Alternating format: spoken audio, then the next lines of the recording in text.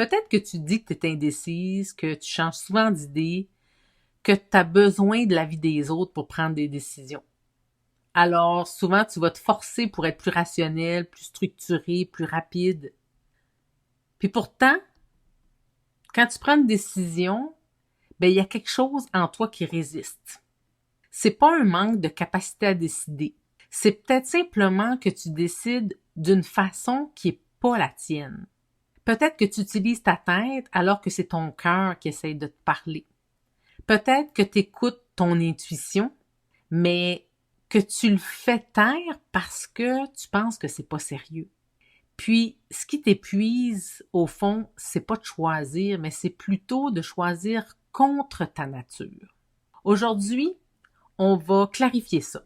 On va explorer ta façon naturelle de décider, que ce soit par le cœur, la tête ou ton intuition. Parce que comprendre ton moteur décisionnel, c'est une partie de la clé de ta liberté intérieure.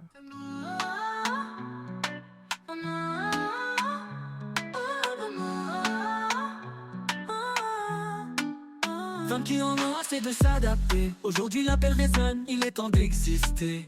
Avec clarté, authenticité, sans peur, sans compromis, laisse ton cœur vibrer. Oh bah, reviens à l'essentiel. Pose tes limites, reste fidèle. Reviens à l'essentiel.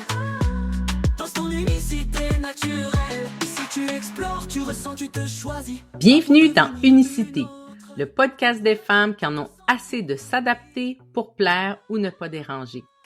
Je suis Suzanne Kenny, coach en conscience et leadership personnel, fondatrice de l'Espace Authentique. Ici, je t'invite à ralentir, à écouter tes besoins, à honorer ta singularité et à prendre ta juste place. Unicité, c'est être soi sans compromis. Tu ressens, tu te choisis. Pas pour devenir une autre, mais pour être toi sans compromis. Dans l'épisode précédent, on a mis en lumière quelque chose de profond. On a parlé de ce qui te motive, du besoin de reconnaissance, de cette part de toi qui veut être vue, assumée, validée. Comprendre pourquoi tu fais des choix, c'est une chose, mais comprendre comment tu les prends, ça en est une autre. Et c'est là que beaucoup de femmes se perdent. En fait, elles connaissent leurs valeurs, elles savent ce qu'elles veulent éviter, elles ont même souvent une vision très claire de ce qu'elles veulent. Mais quand ça vient le temps de trancher, de prendre une décision, parfois ça devient tout embrouillé dans leur tête. Parce qu'elles n'ont pas appris à reconnaître leur façon naturelle de choisir. Peut-être que tu vas te reconnaître si je te dis que tu réfléchis longtemps avant de répondre, puis qu'une fois que tu as décidé, tu doutes de ton choix. Quand tu changes d'idée, quand tu demandes l'avis d'une amie, tout ça, parce que tu veux être certaine, que tu veux faire le bon choix, que tu veux que ça soit cohérent, plus tu veux bien faire, plus ça devient lourd. Alors parfois, tu vas avoir tendance à envier celles que tu as l'impression qu'ils prennent des décisions rapidement, qui décident sans trop se questionner. Alors que toi, tu te demandes, pourquoi moi, ça me demande autant d'énergie? En fait, c'est peut-être parce que tu n'as jamais pris le temps de faire confiance à ton propre processus décisionnel. Puis la vérité, c'est pas que tu es indécise. Tu es plutôt divisée. Divisée parce que ta tête te dit une chose, ton cœur en ressent une autre, ton intuition, lui, peut-être qu'il murmure quelque chose de complètement différent que les deux autres. Puis au lieu d'en écouter une clairement, tu essaies de prendre l'opinion de chacune de ces parties-là de toi. Donc ta tête veut que tu sois logique, ton cœur veut que personne soit blessé, ton intuition, lui, il sait déjà, mais il ne connaît pas les mots pour l'exprimer. Fait que toi, t'es prise entre les trois. Puis ce qui t'épuise, c'est pas la décision, mais c'est plutôt le tiraillement que tu ressens en dedans de toi. Parce que tant que tu sais pas quelle voie est ton point d'ancrage naturel, chaque fois que tu as un choix à faire, ça devient une lutte à l'intérieur de toi-même.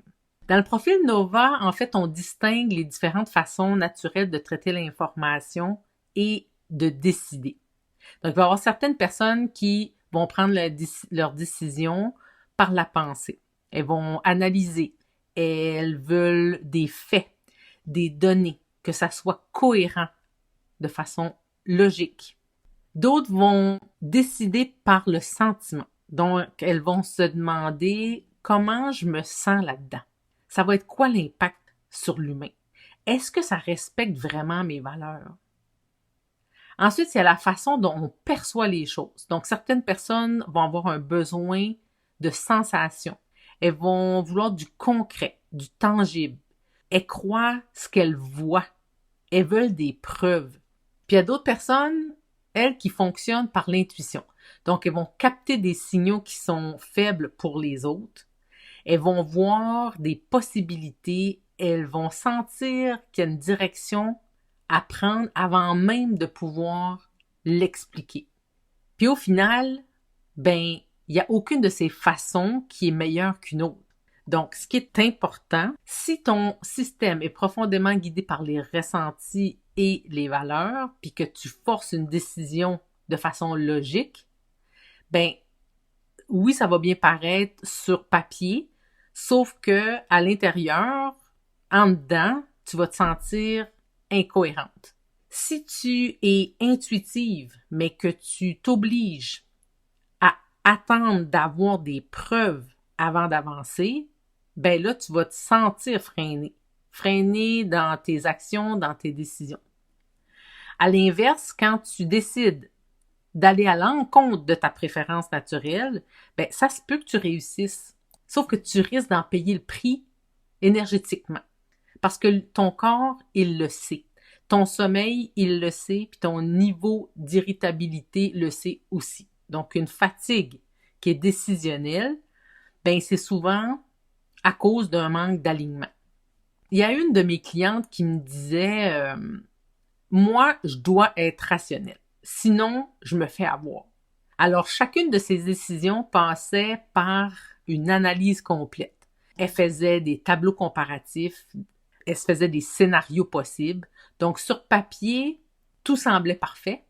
Sauf que après quelques semaines, elle est revenue me voir puis elle était épuisée parce que elle se sentait jamais en paix avec ses choix. Puis pourquoi?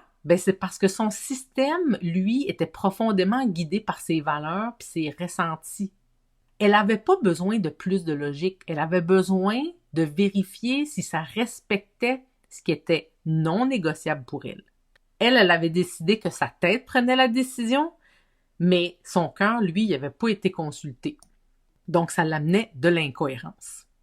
Imagine que ton cœur, ta tête puis ton intuition, c'est 3 systèmes de navigation.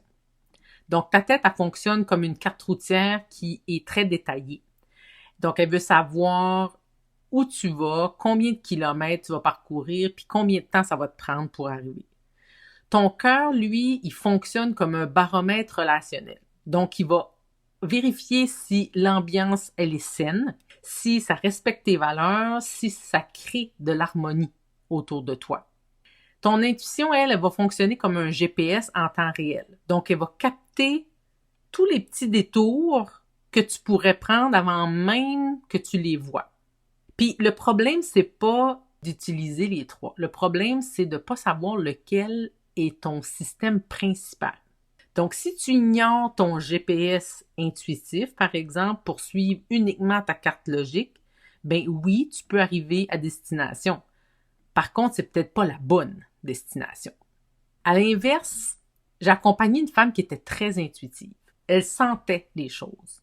Elle savait rapidement si une collaboration était bonne pour elle, mais elle pouvait pas toujours l'expliquer clairement. Elle doutait. Alors, elle allait chercher la validation à l'extérieur. Elle demandait l'avis des autres, des confirmations.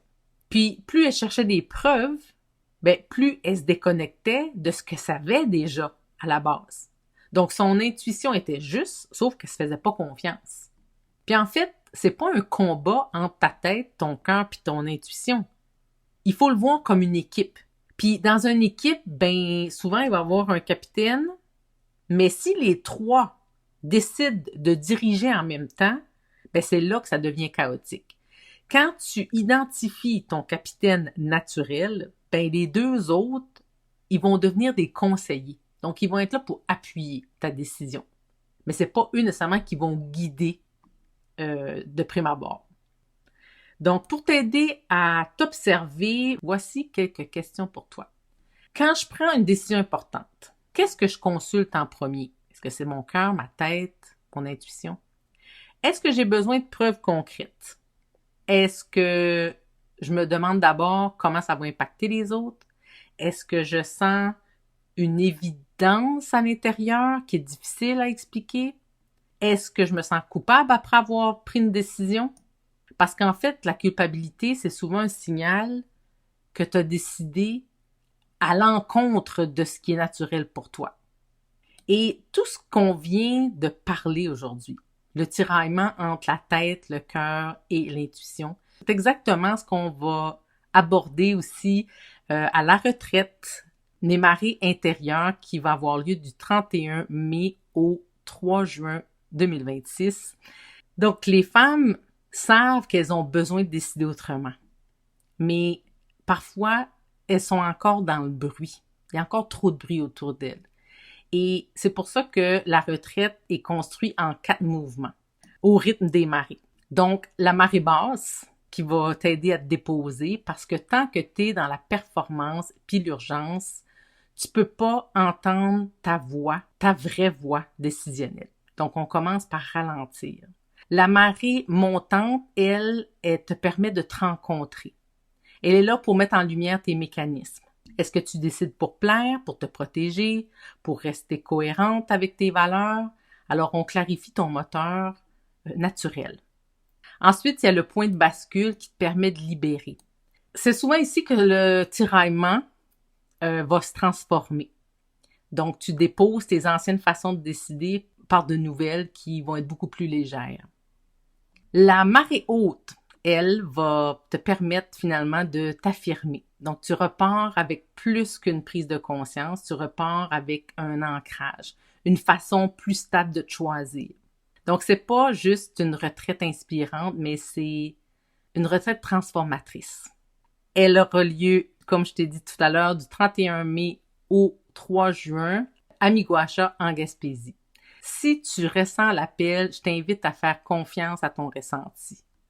Peut-être que c'est parce que tes marées intérieures appellent à un réalignement. Les places sont limitées à 10 participantes, donc si ça te parle, je t'invite à aller voir les détails sur mon site web à Espace Authentique, donc authentique, authentik.com. Tu peux aussi trouver le lien dans les notes de l'épisode. Je vais terminer en disant que décider, c'est pas choisir vite, c'est choisir en cohérence. Et plus tu connais ta façon naturelle de décider, plus ça va être facile pour toi de prendre des décisions.